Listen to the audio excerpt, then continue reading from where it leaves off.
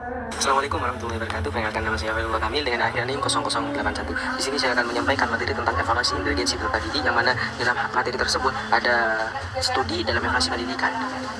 Poin-poin pentingnya adalah kecerdasan intelektual, daya ingat jangka pendek, serta kebiasaan belajar sebagai pendekator akademik siswa belajar di sekolah.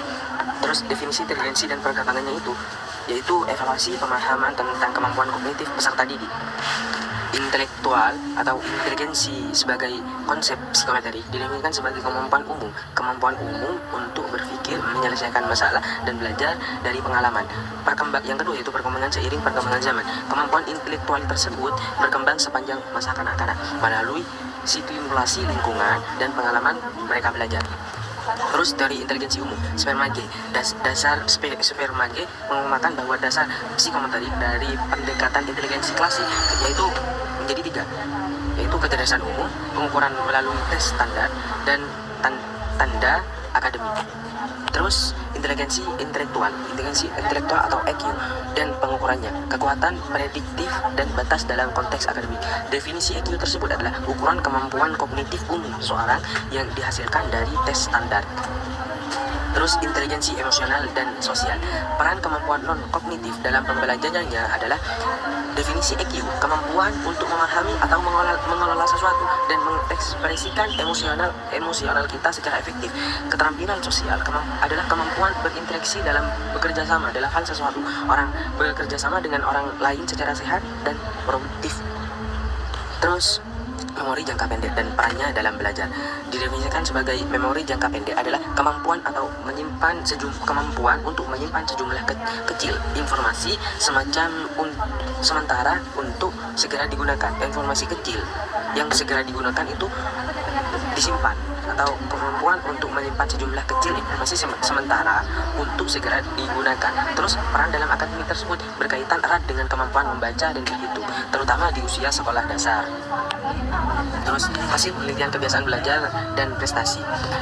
Yang pertama yaitu kebiasaan positif. Teknik belajar efektif dan manajemen waktu meningkatkan pencapaian akademik yang sangat pesat.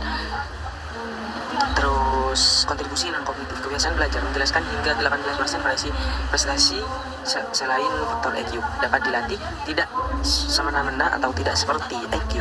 Kita tidak seperti IQ untuk mengungkapkannya. Kebiasaan belajar dapat dikembangkan melalui intervensi pendidikan tersebut. Terus pentingnya pembelajaran berdiferensiasi, menyesuaikan metode pengajaran dengan profil inteligensi siswa.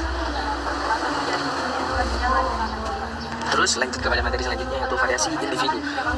Dalam variasi individu ini ada 3 hal, yaitu kecerdasan, gaya belajar, dan kepribadian kita. 3 hal tersebut kita dapat memahami dan menyesuaikan pengajaran terhadap variasi individu siswa. Terus apa itu sih kecerdasan? Kecerdasan adalah kemampuan memecahkan masalah, beradaptasi, dan belajar dari pengalaman. Kita dapat membedakan antara yang baik dan yang buruk, antara yang lebih baik dan antara yang lebih baik dan yang baik. Kita bisa mengambil hal-hal yang positif daripada hal-hal yang negatif. Kita bisa membedakan antara yang halal dan yang halal. Terus tes kecerdasan individu ini yaitu ada 2 hal, yaitu tes standar Binet, tes Stanford Binet. Terus yang kedua skala Wechsler. Tes Stanford Binet ini, Binet mengembangkan konseptuasi mental, tingkat perkembangan mental seseorang dibandingkan dengan orang lain.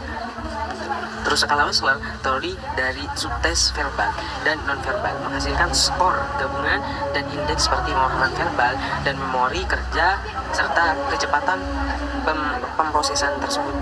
Terus tes individu dan kelompok. Tes individu dan kelompok ini, tes individu itu lebih akurat, lebih bagus karena pengamatan dapat mencatat respon siswa secara langsung. Karena guru itu dapat langsung respon dari seorang guru gitu. Terus tes kelompok tersebut ini praktis, sedikit simpel memang, tapi kurang mendalam dan dapat dipengaruhi oleh banyak faktor eksternal. Kita tidak hanya berpatokan kepada satu rujukan, kita harus berpatokan kepada tim kita dan kalau kelompok itu. Terus teori kecerdasan jamak. yang didefinisikan oleh Howard Gardner. Ini ada 8 kecerdasan.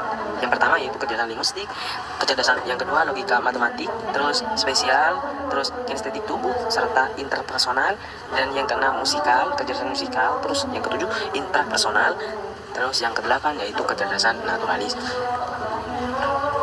Teori kecerdasan hierarki Robert Sternberg. Ini adalah kemampuan menganalisis, menilai, melontarkan, membandingkan, dan mengontrakkan. Kecerdasan kreatif terdiri dari kecerdasan kreatif kita itu terdiri dari kemampuan untuk mencipta, mendesain, mengawali, dan membayangkan. Kecerdasan praktis ini berfokus pada kemampuan untuk menggunakan dan menerapkan, mengimplementasikan sesuatu dan meniru hal-hal yang positif. Terus pengetahuan praktis tentang realita kehidupan juga Anda perlu mengambil keputusan. Inteligensi, mungkin hanya itu yang dapat kami sampaikan. Wassalamualaikum warahmatullahi wabarakatuh.